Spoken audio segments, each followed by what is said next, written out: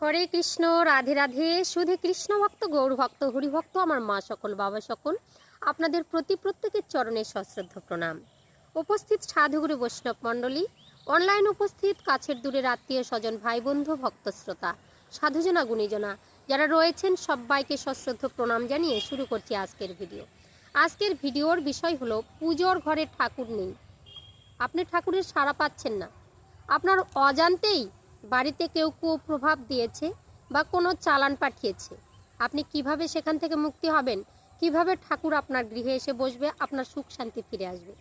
তো চলুন, আপনাদের কাছে অনুরোধ করব, ভিডিওটি একদম স্কিপ না করে পুরো ভিডিও দেখুন। যদি ভিডিও দেখে ভালো লাগে অবশ্যই চ্যানেলে লাইক শেয়ার কমেন্ট করে চ্যানেলটি সাবস্ক্রাইব করে পাশে থাকবেন। তার আগেই বলতে চাই, যিনারা আগে থেকে চ্যানেল সাবস্ক্রাইব করে ছোট্ট বড় ভিডিওগুলো দেখছেন, আপনাদের অনেক অনেক ধন্যবাদ, ভালোবাসা। হয়তো সবারই কমেন্টের উত্তর দিতে পারছি না, ক্ষমা প্রার্থী। সবারই কমেন্ট আমার চোখে পড়ে, সবাই ভালোভাবে কমেন্ট করেছেন। আপনি দিদি ভালো থাকুন, এভাবে ভিডিও দিন, এরকম অনেক শুনেছি। হয়তো সবারই কমেন্টের উত্তর দিতে পারছি না বন্ধুগণ, তো একটু ব্যস্ততার মধ্যে থাকি, 2-3টে চ্যানেল। তো যাই হোক, সবারই যেন মঙ্গল হয় সেই বার্তাগুলো আপনাদের কাছে পাঠিয়ে দেব। যদি ভালো লাগে অবশ্যই চ্যানেলে লাইক শেয়ার কমেন্ট করে চ্যানেল সাবস্ক্রাইব করে পাশে থাকবেন। তো বাবা, যখন ঠাকুর ঘরে ঠাকুর থাকে না, শুধু একদিনে ঠাকুর চলে যায় না, কিছু ভুলের কারণ বা অজান্তেই আমাদের কিছু না কিছু ঘটে যায়। লোকে বলে ঠাকুর কি চলে যায়? অবশ্যই, কেন তোমার কাছে পড়ে থাকবে? এই পৃথিবীতে কি খেতে দেওয়ার লোক নেই? আপনার মঙ্গলের জন্য আপনার ঠাকুর, একটা মা মনসা, একটা কালী, দুর্গা, সরস্বতী, সবাই ঘরে ঘরে পুজতে পারে। লোকে বলে কটা ঠাকুর? এ বিশ্ব ব্রহ্মাণ্ডে সবার ঘরে ঘরে একই মা কেন? আমার ঠাকুর আমার, এটা ভাবতে হবে, আমার সন্তানের মতন তাকে ভাবতে হবে। তাহলে পুজোর ঘরে ঠাকুর না থাকলে আগে থেকে আমরা কিন্তু সেই সাড়াগুলো পাই, সেটা আমরা অনুভব করতে পারি না। তো অনুভব না করতে পারলে আমরা কিন্তু বিপদস্ত হই, আর বাড়িতে কিন্তু দুর্ঘটনা ঘটে যায়। যেমন সন্তানদের মৃত্যু হয়ে যায়, বা বাবা মা মারা যায়, বা বাড়িতে কোনো অসুস্থতা ঘিরে আসে, বা কারো সঙ্গে কারো বন্তি পড়ে না, এরকম হয়। তো আপনার কি মনে এমনটা হয় যা আগে ঠাকুর ছাড়া কখনোই আমি খেতাম না, এক গ্লাস জল স্পর্শ করি না, এখন আর ঠাকুর ঘরে যেতে ইচ্ছা করে না? হুটহাট করে কেউ কিছু বলে মাথা গরম হয়ে যায়, সবসময় চোখের জল পড়ে, ঘরে থাকার আর ইচ্ছা করে না।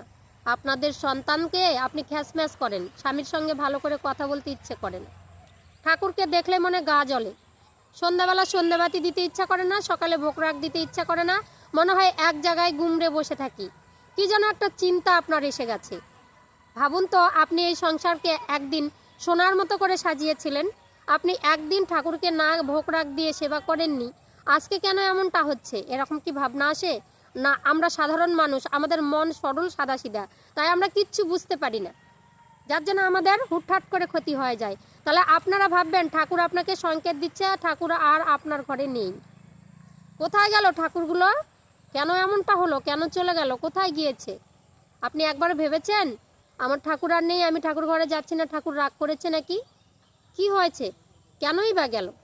তা আমি বলবো, আপনাদের অজান্তেই কেউ বাড়িতে কোনো ক্রিয়া করেছে, বা বাড়িতে কোনো অকাচর এসে পড়েছে, বা হঠাৎ করে আপনি কোনো অছুত বাড়িতে, অছুত বাড়িতে গিয়ে আপনি ঘুরে এসেছেন, আপনার গায়ে এমন একটা জিনিস ছিল, হয়তো কাপড় চোপড় দিয়েছেন কিন্তু সেটাকে ফেলে দেননি, বা রেখে দিয়েছেন, বা প্লাস্টিকের জিনিস সেগুলো আপনি ফেলে দিতে ভুলে গেছেন। একটা কারো সন্তান হয়েছে, দৌড়ে গেছেন, সেখান থেকে এসে কাপড়টা ছেড়েছেন কিন্তু হাতের প্লাস্টিকটা আপনি খুললেন না। তো যখনই এই সব ঘটনাগুলো হয়, সেই ক্ষেত্রে বাড়িতে যখন ঠাকুর ঘরে ঢুকবেন তখন কিন্তু ঠাকুর আর থাকে না। তো আমাদের চলাফেরা, সনাতনীদের চলাফেরা খুব টিপটাপ, খুব ভালোভাবে আমাদেরকে চলতে হয়। আর যদি ঠিক করে আমরা না চলতে পারি তাহলে কিন্তু আমাদের ক্ষতিগুলো হয়। তো যাই হোক, আমরা এগুলা লক্ষ্য করি না, আমাদের লক্ষ্য করতে হবে। কেউ বা হচ্ছে আপনার শত্রু হয়ে গেছে, আপনি এত ভালো খান চলেন, আজকাল তো শত্রুই বেশি, ভালো কাজের দিকে কেউ নেই। আপনার বাড়িতে কোনো অকাচর দিয়ে গেছে, আপনি জানেনই না। আপনার সংসারে শুধু আজ ক্যাসক্যাস কাল গন্ডগোল, এটা সেটা হতে হতে ঠাকুরের কথা আপনি ভুলেই গেছেন। এখন ঘুম থেকে উঠে বসে থেকে থেকে থেকে থেকে তারপরে একটু কাজে হাত দিলেন, খাবারটা হয়ে গেলে স্বামীর আগে গপ গপ করে খেয়ে নিলাম, পুজো দেবো পরে দেবো, দিতে দিতে সন্ধে হয়ে গেল আর দিলাম না। এই সব ক্ষেত্রে আপনি কিন্তু খুবই সাবধান থাকবেন যে আমার কিছু হয়েছে, সংসারটা কেন এমন হচ্ছে। মেয়েদেরকে সবসময় কিন্তু সজাগ হতে হয়। আর সংসার সুখের হয় রমণীর গুণে। সংসার যদি ঠিক না রাখতে পারেন, আপনার সংসার কিন্তু, আপনি যদি ঠিক না থাকেন তাহলে কিন্তু নড়বড়ে হবেই। তা আপনাকে সজাগ থাকতে হবে। তো আপনাকে কি করতে হবে, ঠাকুর কেন গেল আপনারা জানলেন। এখন আপনি কেমন করে আপনারা এই সংসারে আবার হাসি ফোটাবেন, কেমন করে আপনারা আবার ঠাকুরকে বাড়িতে ফিরাবেন। তো আমি বলবো আপনার সংসারে কিন্তু প্রেতাত্মা ভূতাত্মার ছায়া পড়েছে, ঠিক আছে। আপনার চারপাশে একটা নেগেটিভ এনার্জি ঘোরাঘুরি করছে, আপনার মনকে আপনি নিজে কন্ট্রোল করতে পারছেন না, কেননা তারা হরণ করছে সবসময় আপনার শরীরের মধ্যে একটা নেগেটিভ এনার্জি বাস করছে, আর আপনাকে সেটা করাচ্ছে, ঠিক আছে, টেনে নিয়ে যাচ্ছে সেই দিকে। আপনি করতে চান না, তবুও ঠাকুরের কথা ভুলেছেন, স্বামীর কথা ভুলেছেন, সন্তানের কথা ভুলেছেন, সন্ধ্যা প্রদীপ সব কিছু ভুলেছেন। সনাতনীদের ক্ষেত্রে বলছি, আবার মুসলিম ভাইদের কথা যদি বলতে যান, মুসলিমরা তাই হঠাৎই ভালো ছিল, নামাজ ছাড়া ভাত খায় না, এবার নামাজ টামাজ সব ভুলে টুলে যায়, নিজে ফোন কলে রেকর্ডিংয়ে ব্যস্ত, নানা রকমের কিছু করতে ব্যস্ত। তাহলে কিন্তু আপনারা জানবেন যে আপনার ক্ষতি হয়ে গেছে, ছচাশ হয়ে গেছে আপনার সংসারে। এবার আপনি তাহলে কি করে এগুলো করবেন, ঠিক করবেন বাড়িটাকে। তো আমি বলবো কোনো ওঝার বাড়ি, কোনো ডাক্তারের বাড়ি, কোনো কবরাজের বাড়ি, কোনো মাহানের বাড়িতে যেতে হবে না, হিন্দু হন বা মুসলিম হন।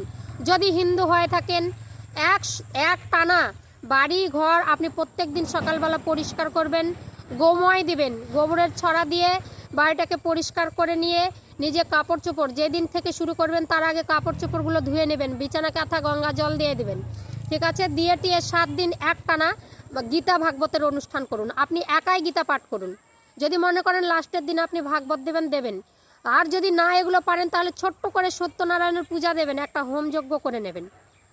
যদি করে নেন তাহলে আপনার আপদবালাই সব কিছু দূর হয়ে যাবে, সুখের সংসার আবার গড়ে উঠবে। আর যদি মুসলিম ভাই বোনেরা হয়ে থাকেন, এরকম কোনো ঘটনা ঘটে গেছে, ভালো লাগে না, বাড়িতে মন টিকছে না, কোনো পরকীয়ায় জড়িত হয়েছেন, বা কারোর সঙ্গে সবসময় কথা বলছেন, বা নিজের স্বামীটাকে ভালো লাগছে না, বাড়িতে অশান্তি, মসজিদে যেতে ইচ্ছে করে না, তাহলে আপনাদেরকে বলবো 7 দিন কোরআন পাঠ করবেন। আপনাদের পবিত্র কোরআন যদি আপনারা পাঠ করেন তাহলে সমস্ত নেগেটিভ এনার্জি দূরে যাবে। আপনারা ভালো করে দোয়া পাঠ করবেন, লাস্টে যদি আপনারা একটা জালসার ব্যবস্থা করতে পারেন, এগুলো করবেন, তাহলে কিন্তু আপনার এগুলো কিচ্ছুই থাকবে না।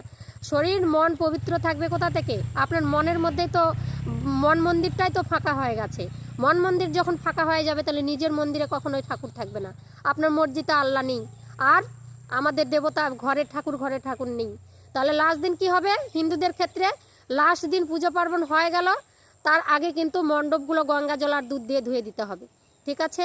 আর আমাদের মুসলিম ভাইদের মধ্যে যারা মনে করেন যে যেটা দিয়ে আপনাদের পবিত্র করা যায় সেটা করে নেবেন, করে নিয়ে সুন্দরভাবে এই যে কথাগুলো বললাম, আপনার সংসার এমনিতেই ভালো হবে, ফুল ফুটবে, মন আবারও আগের মতো বসবে। একটা হোম যজ্ঞের প্রয়োজন আছে, ঠিক আছে। তো সবাই সুস্থ থাকবেন, ভালো থাকবেন, এইভাবে ভিডিও দেখতে থাকুন, পাশে থাকুন। আমি বলবো সবাই অনেক রকমের জিনিস পাবেন, দেহতত্ত্ব, কৃষ্ণ কথা, হরি কথা, নানা রকমের শাস্ত্র বিধান, সমস্ত কিছু এই চ্যানেলের মধ্যে দিয়ে আমি আপনাদের কাছে পৌঁছে দেব। আপনারা শুধু চ্যানেল সাবস্ক্রাইব করে অনেক কমেন্ট করবেন কী ধরনের ভিডিও আপনারা চাইছেন। হরে কৃষ্ণ, সবাই সুস্থ থাকুন, ভালো থাকুন, হরে কৃষ্ণ। পরের ভিডিওতে দেখা হচ্ছে।